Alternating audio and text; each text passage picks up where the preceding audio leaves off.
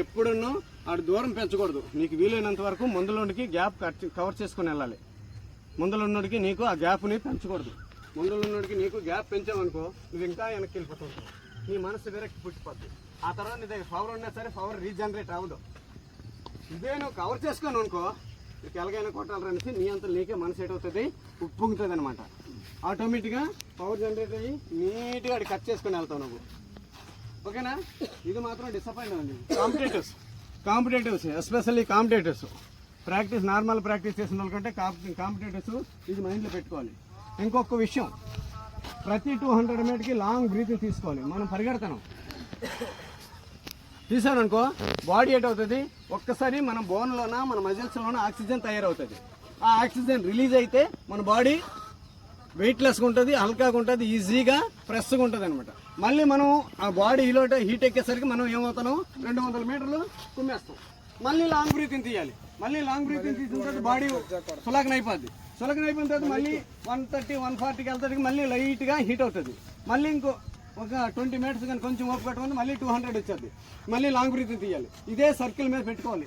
1600, 5 km, 10 km వీళ్ళందరికీ ఉన్నాం. ఏ ఒక్క రన్నర్ అయినా సరే ప్రతి ఒక్క 200 మీటర్స్కి లాంగ్ బ్రీతింగ్ తీసేయాలి. మన బోన్స్లోన మజిల్స్లోన ఆక్సిజన్ తయారవుతుంది. ఆక్సిజన్ రిలీజ్ చేయాలి. మనం ఏం చేస్తామో మనకి ఊపిరి మనం స్టెప్ తగ్గట్టు ఊపిరి వదులుతాను. కొంత ఊపిరి ఏం చేస్తాం తెలిసిన ఆగిపోతాం. తల కిందకి దించిన నోరు మూసిన ఎంత ఆక్సిజన్ బయటకు వెళ్ళాలో అంత ఆక్సిజన్ బయటకు వెళ్తాం. బయటకు వెళ్ళని ఆక్సిజన్ అమ్ముతుంది ఈ సైడ్లో దిగిపోద్ది. ఈ సైడ్లు దిగిపోయి ఈ సైడ్లో అవుతుంది పెయిన్స్ వచ్చేస్తాయి అనమాట. అందుగురించే బ్లీచింగ్ అనేది తప్పనిసరిగా నోరు మూసి చేయకూడదు. ఓన్లీ నోరుతోటి వదలడము, ముక్కుతోటి తీసుకోవడం. దీనివల్ల ఏంటి తెలుసా, వెళ్ళిన తర్వాతే కదా రాగలం. వెళ్ళిన తర్వాతే కదా రాగలదు. సగం వెళ్ళి సగం వస్తుంది ఏంటి రాలేదు కదా. అదేవిధంగా ముక్కుతోటి తీసుకుని పెంచుకోవాలి. ఎప్పుడు హ్యాండ్ మౌంట్ మార్చుకోవాలి, ఎప్పుడు ముందులో ఎలా ఫాలో అవ్వాలి, ఇది మాత్రం తప్పనిసరిగా మీరు పాటిస్తే get a gain. No problem, guarantee gain అవ్వగలరు మీరు. మీరు వచ్చిపరుచుకుంటారు. అర్థమైందా? మీరు విన్నారు. ఇది మాత్రం తప్పనిసరిగా మీరు చేయండి.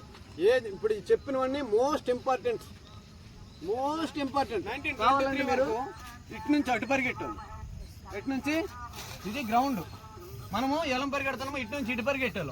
1923 వరకు ఇటు నుంచి ఎలం పరిగెట్టాలన్నమాట ఈ సర్కిల్. దానివల్ల ఏంటైతే ప్రజలకి ఎక్కువ సైడ్ ఎఫెక్ట్స్ వచ్చేయడానికి కారణం ఏంటి, మన భూమి ఎలా తిరుగుతుంది, గుండ్రకి ఎటు నుంచి ఎటు తిరుగుతుంది. మనం ఏం చేస్తున్నాం, దానికి అనుగుణంగానే తిరుగుతున్నాం. దానికి వ్యతిరేక తిరగడం వల్ల బాడీ ఆఫ్ పార్ట్స్లో క్రాంక్స్ రావడము, ఆ తర్వాత ఆమ్స్ట్రింగ్స్, మజిల్స్ ఇవన్నీ చాలా ఇబ్బందులు రావడం వల్ల మళ్ళీ రీసెర్చ్కి వెళ్ళింది అనమాట.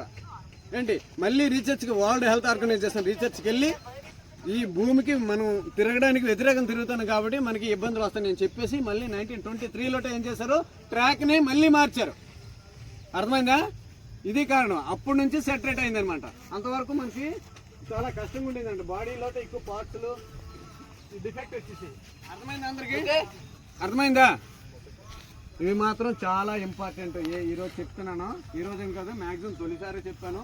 ఎందుకంటే అందరికీ ఒకేసారి అర్థం కాదు. అందరి మైండ్లో ఒకలా ఉండవు. ఒక్కొక్కరు మైండ్ ఒక్కొక్క విధంగా ఆలోచిస్తారు. ఇక్కడే ఉంటారు, ఎక్కడో ఆలోచిస్తుంటారు కొంతమంది. అది కూడా ఉంది.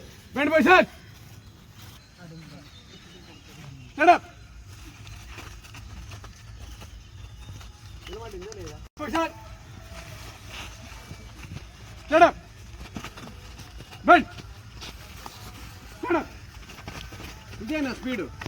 మీకు స్పీడేనా? బెండ్ పోసినంత కింద పడిపోవచ్చు. నేను చేసి చూపించాలా? అంత స్పీడ్లో మీరు కూడా ఉండాలి. ఓకేనా? బెండ్ నాయుడు చేతులు దులుపుకో. రిలీజ్ చేసుకోవడానికి ఇది ఒక ప్రాక్టీస్.